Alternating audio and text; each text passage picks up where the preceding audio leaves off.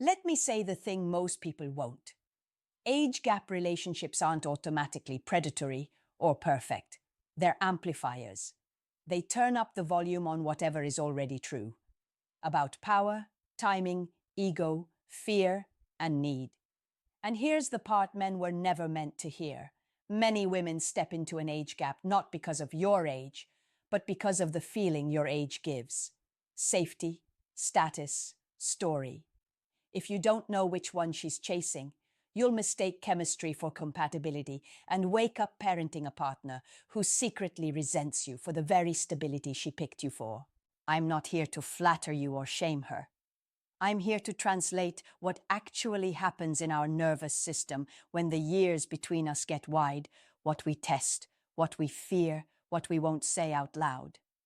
I'll give you the signs, the psychology under them, and the exact sentences that keep the connection clean or save you months of drift. Number 4 is the one that hurts most because it feels like love until it feels like obligation. 1. We're not drawn to your age, we're drawn to your center, know which you're selling. Age reads like shorthand for gravity. Steadier career, calmer money, clearer boundaries. For some women, that calm is oxygen. For others, it's a costume. Something to wear until we feel better about ourselves. You'll know the difference by whether she relaxes into your steadiness or tries to borrow it as a brand. Relaxing looks like effort meeting effort. Phones down, real questions, and small follow-throughs without you prompting. Borrowing looks like fast posting, name-dropping you as a lifestyle upgrade, and panic if you don't answer immediately because she's not missing you. She's missing what you do for her image. Your line. I'm happy to give calm, not a costume. If we're building, we both invest. Time, plans, repair. If that's not where you are, let's be honest. Then watch for specifics within 48 hours. Attraction makes plans. Image makes promises. 2. Timeline asymmetry will make or break you. Put clocks on the table early. An age gap multiplies time questions. Kids versus no kids. Career sprint versus harvest. Nightlife versus nest. Travel now versus mortgage soon.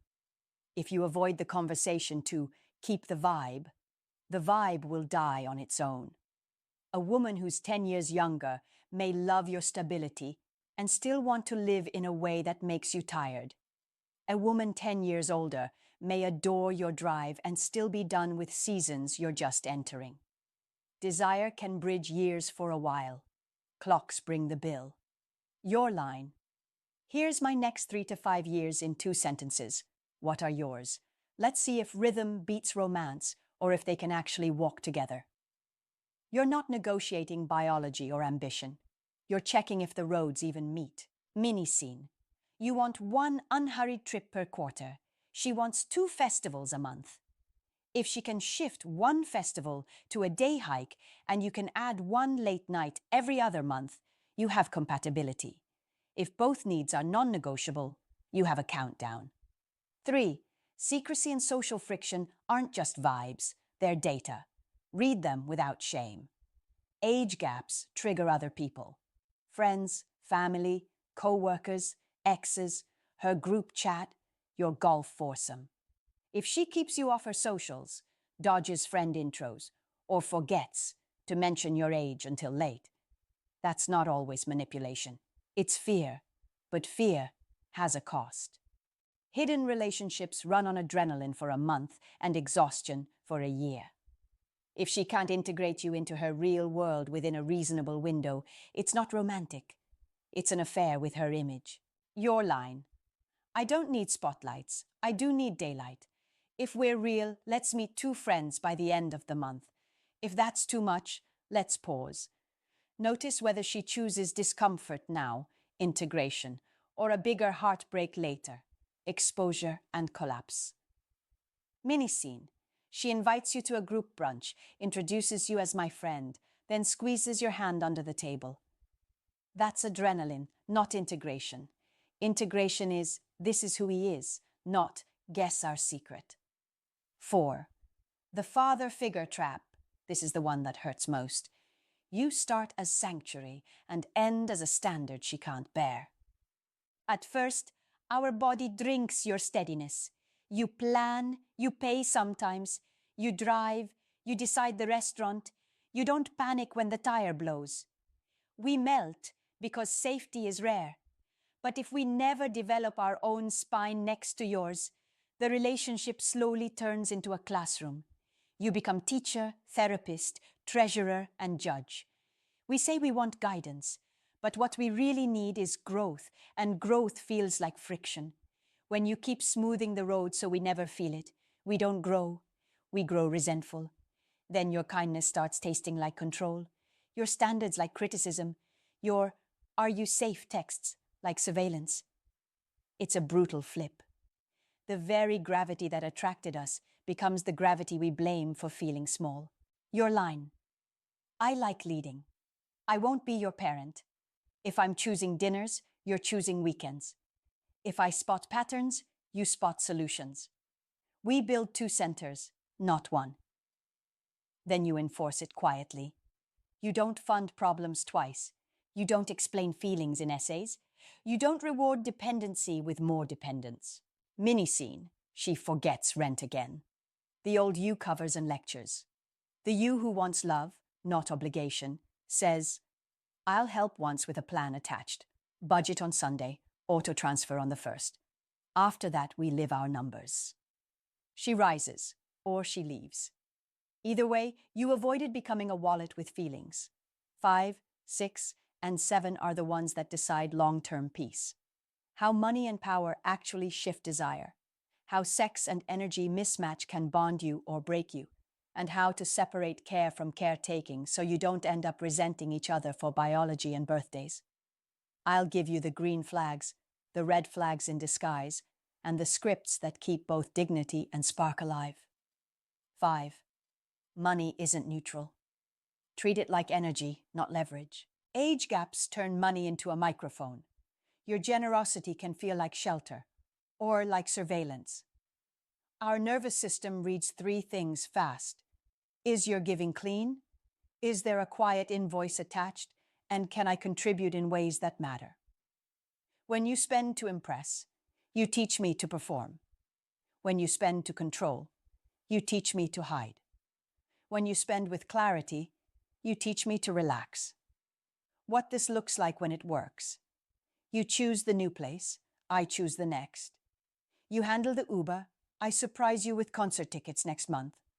When the check comes, you don't keep score, and I don't vanish into the bathroom. When our incomes are wildly different, we scale by ratio, not resentment. I'm happy to take dinners, plan our Sunday picnic, and book the museum. That's partnership, not patronage. Green flags. You state a budget like weather, not a test. I like quality. I also like sane. 2 dinners out a month, 1 adventure. Let's build around that. I respond with real planning, not pretty promises. Red flags in disguise. I've got it, followed by subtle audits. Who I follow, what I wear, where I go. Or my independence that only appears when the bill arrives. Mini scene. I say, let me get this one, and you smile. Deal, and you're planning the next spot. My body softens because I'm not being bought, I'm being invited. Your line when money starts replacing intimacy. I like spoiling my partner. I don't buy connection. If effort drops, so does spending. Then you live it. More walks, fewer trophies, deeper presence. 6. Energy and intimacy mismatches aren't moral. Set a pace pact, or the spark pays the price. Different seasons mean different batteries. Maybe you're 42 and up at 6, I'm 28 and hit flow at 10 p.m. Maybe you're post-nightlife and I still like live shows. Desire dies when either of us feels policed or abandoned. We need a pace pact, 2 speeds, 1 rhythm. What this looks like, we alternate tempos on purpose. 1 week is your pace, early hike, slow brunch, lights out by 10. Next week is mine, late dinner with friends, small set at the jazz bar, sleep in. Sex follows the same logic, an intimacy menu that respects hormones, stress, and season. One night is unhurried, phones off, long shower and bed early. Another is spontaneous after a show. Another is simply shared touch and sleep when work crushed us both. The point isn't performance, it's protection of desire from duty. Green flags. We both initiate, we both decline kindly, we both repair when misfires happen. Last night I was wiped. Rain check, Friday I'm yours. Red flags in disguise. Weaponized, tired, we'll see forever. Or a pace so fast I'm a passenger on your schedule. Mini scene. I want to stay for one more set. Your eyes say bed. You lean in, you stay and send me a song. I'll catch sunrise coffee and tell you about the hikers with tiny dogs. That's not distance, that's design. I feel chosen, even when we split nights. Your line when the batteries clash. I want us energized, not exhausted. Let's pick 2 nights we dedicate to us, and 2 we dedicate to our separate rhythms. Everything else is bonus. Desire loves reliability more than intensity. 7. Separate care from caretaking, or you'll become the parent, and I'll become the rebel. Age gaps tempt us into roles. You fix, I feel, you lead, I lean, you know, I defer. For a minute it's delicious. Over time it's deadly. Care is presence, curiosity, co-planning. Caretaking is control dressed as help. When you solve every wobble, I don't get steadier. I get smaller, then I push back to feel big again. That's where drama sneaks in. What this looks like when it works. You spot a pattern, you don't seize the steering wheel. You've said yes to 3 overtime shifts. I want your health, not heroic burnout. Want help saying no, or do you just need me to listen? If I say listen, you listen. If I say help, you ask how. We build 2 centers, not one strong back and one beautiful passenger. Green flags. I bring you problems and prototypes, not just problems. You bring feedback and freedom, not surveillance. Red flags in disguise. Your kindness that always ends with, so here's what we're going to do. Or my tears that always end with you bailing me out the same way twice. Mini scene I call my car died. The old dynamic, you fix, I flake next time. The grown dynamic, I can pick you up now, and I'll help you compare shops tonight. After that, we're building a plan so this isn't monthly. I feel cared for and called up, not carried. How power actually shifts desire, and what keeps it sexy instead of parental. Desire doesn't require equality in everything. It requires mutual sovereignty. If one of us holds all the money, the calendar, the decisions, and the safety net, polarity withers and resentment blooms. We keep spark by trading domains and inviting each other in. You own finances, I own social life. You plan travel, I curate home. You lead logistics, I lead rituals. And every 90 days, we switch one lane just to stay awake. 3 scripts that keep dignity and spark intact. Use once, live twice. I like leading. I won't be your parent. If I choose dinners, you choose weekends. I'm generous, not unlimited. If effort drops, spending does too. No drama, just rhythm. I don't do triangles or secrets. Daylight by the end of the month. 2 friends, 1 dinner, or we pause. A 2-week reality check. No guessing, no games. Day 1. Share 3 to 5 year rhythms in 2 sentences each. If timelines clash at the core, exit kindly now. Day 2. 1 boundary ping, phones away for 5, 1 money line, budget by vibe, and 1 pace pact, 2 nights us, 2 nights free. Days 3 to 7, short dates that end on a rise. You lead once, then hand me the ball. Day 8. Invite integration. Brunch with 2 of your friends next weekend. Day 9 to 10. Run a micro repair when something stings. Last night felt off. If I missed you, tell me. If not, let's reset. Day 11 to 14. Watch for specifics. Do promises become plans within 48 hours? Does effort meet effort without you pushing? If yes, invest. If no, step back without speeches. How to exit cleanly when the gap becomes a grind. I want a connection where clarity shows up as action and we both grow bigger next to each other, not one of us smaller.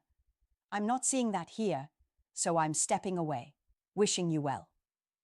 Short, kind, final. Remove the hooks, mute, archive, unfollow, so your nervous system heals. What we actually feel when you get this right, relief first, then respect, then desire. Relief because you're not trying to buy or parent us. Respect because your standards don't depend on our mood or your age. Desire because two sovereign people choosing each other is the sexiest thing in any decade.